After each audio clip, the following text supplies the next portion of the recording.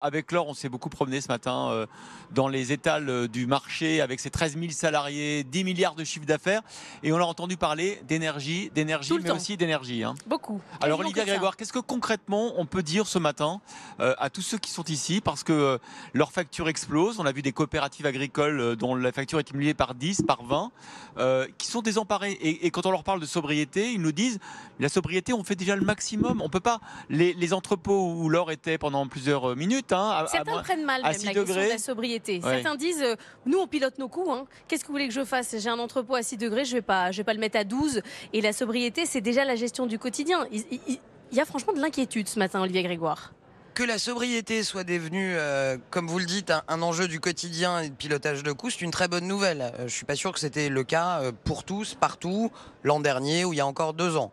Donc c'est un moment difficile. Évidemment, la ministre des Entreprises que je suis ne peut que compatir. On accueille énormément d'entreprises à Bercy, on échange énormément et on travaille sur tous les fronts. Vous m'avez posé une question très concrète, Christophe Jacubizine. Qu'est-ce que concrètement nous faisons? Je vais vous répondre très concrètement. Il y a différents types d'entreprises, il y a différents types de problèmes. Il y a une réalité qui est que cette situation, elle est quand même absolument inédite et j'ai à cœur de le rappeler ce matin. C'est pas anormal qu'il y ait de l'angoisse, qu'il y ait de la préoccupation. On est en réalité face à une situation absolument exceptionnelle que nous n'avons pas connue depuis 50 ans. Je pense qu'on ne le dit pas assez. Depuis le dernier choc pétrolier, nous n'avons pas connu la volatilité que nous connaissons sur les cours en ce moment. Le gouvernement, depuis plus d'1 an, agit. L'an dernier, déjà, Bruno Le Maire a demandé à la Commission européenne le découplage du prix du gaz et de l'électricité.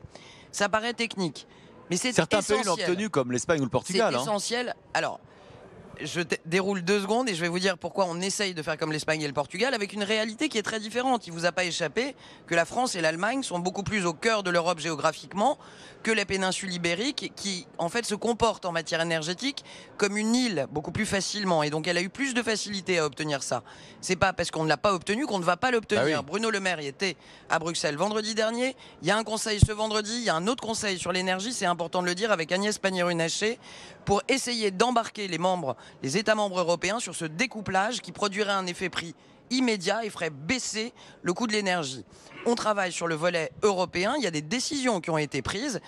Alors, je sais que vous allez me dire, il faut que je me dépêche dans la réponse. Le problème, c'est que la situation, elle est compliquée. Ouais. Et donc, à situation compliquée, il y a 2 options. Langue de bois ou prendre 2-3 minutes pour expliquer. On prend 2 minutes, allez, on prend 2 minutes. Je vous remercie.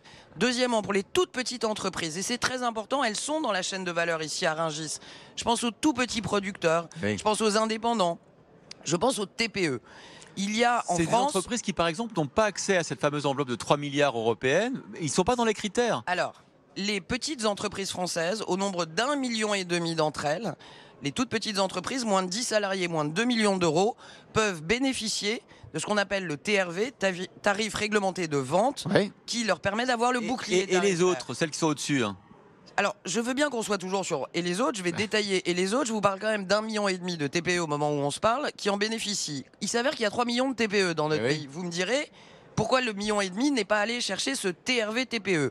Message ce matin, vous êtes une toute petite boîte, appelez votre fournisseur d'énergie, vous êtes pour la plupart éligibles au TRV TPE. Il y a l'aide ensuite dont vous venez de parler. La réponse, ils répondent à ça, ils disent c'est trop compliqué, on ne peut pas aller chercher l'aide, on n'y arrivera pas. Avec tout le respect immense que j'ai pour vous, vous mélangez 2 dispositifs, si je puis me permettre. Non, je vous dis que les PME nous disent, elles, qu'elles n'arrivent pas à aller chercher ça. On parle des TPE déjà, pas des PME. Donc on parle des moins de 10, 2 millions. J'arrive sur les PME. Sur les TPE, il suffit d'appeler son fournisseur d'énergie. Je ne vous parle pas des aides de 3 milliards. Je vous parle ici d'un coup de fil à votre fournisseur d'énergie. Pour exiger le tarif réglementé. Pour demander le TRV TPE. C'est très important. Point 2, vous êtes une TPE, plus de 10 salariés, et vous faites plus de 2 millions d'euros de chiffre d'affaires. Vous devez pouvoir rentrer dans les aides. Il y a 3 types d'aides qui vous permettent d'avoir soit 2 millions, soit 25 millions, soit 50 millions d'euros d'aide. Oui, elles étaient trop compliquées. On les a simplifiées. Le décret est paru la semaine dernière et nous avons simplifié les choses. On voit les fournisseurs comme les PME et les entreprises toutes les semaines, quasiment tous les jours à Bercy. On est encore en train de simplifier parce qu'effectivement, il y a encore des critères un peu trop compliqués. On est en train de travailler avec les syndicats pour les simplifier. En même temps, on cherche à doubler les aides. 4 millions, 50 millions, 100 millions, c'est une information que nous avons annoncée hier. Hier, et j'en termine, nous avons annoncé avec les fournisseurs d'énergie que nous avons mis sous tension à Bercy 2 mesures majeures qui vont améliorer la situation dans les jours qui viennent. Premièrement, nous plafonnons au niveau européen le prix du kilowattheure à 180 € par kilowattheure. Ça, c'est pas acté encore, il faut l'accord de tout le monde. C'est acté, ça a été La décidé. commission l'a proposé, ouais, il faut que Ça a été décidé, nous l'activons en France, ça a été annoncé par conférence de presse hier par Bruno Le Maire et Agnès Pannier-Runacher. Tous les fournisseurs d'énergie qui vendent le kilowattheure plus cher, 500, 600 €, se verront capter la rente différentielle entre le 500 € qu'ils affichent et le 180. Et c'est le gouvernement qui récupère la différence. Alors, c'est pas tant le gouvernement que l'État. Ouais. Et l'État récupère, mais je vous rassure, pour redistribuer aux entreprises. Comment? Pour augmenter le paquet de 3 milliards. Comment vous allez redistribuer justement ce que vous allez récupérer auprès des... Nous sommes en train, en ce moment, de regarder, on vient d'en parler, les seuils, les critères. Quand les critères sont un peu trop compliqués, il faut les simplifier. Ça a un effet. Vous faites rentrer plus d'entreprises dans le dispositif. Ça coûtera donc peut-être plus cher que 3 milliards. L'argent qu'on va capter va venir aider les PME qui vont pouvoir bénéficier du dispositif simplifié. Dernière chose et non des moindres, ça n'a jamais été fait dans l'histoire économique française. C'est quand même important de le rappeler.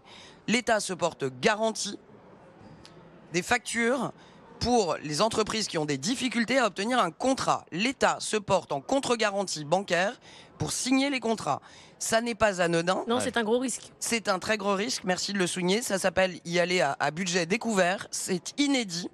Et ça va rassurer les fournisseurs d'énergie qui, pour les petites entreprises notamment, avaient parfois du mal à afficher des offres, craignant que les entreprises ne soient pas solvables. Ouais. L'État va être garant. Donc on ne pourra plus couper l'énergie à des entreprises. Le fournisseur, on en a vu plein, hein, qui coupe l'offre d'énergie parce qu'il pense que l'entreprise ne pourra pas payer. On ne pourra plus faire ça. 25 points annoncés dans une charte. Je vous rassure, je ne les détaille pas. Dans ces points, les fournisseurs d'énergie s'engagent à ce que chaque entreprise ait une offre et qu'il y ait une meilleure visibilité. Donc on peut peut-être regarder ce qui a été annoncé hier. C'est le fruit quand même d'énormément de boulot.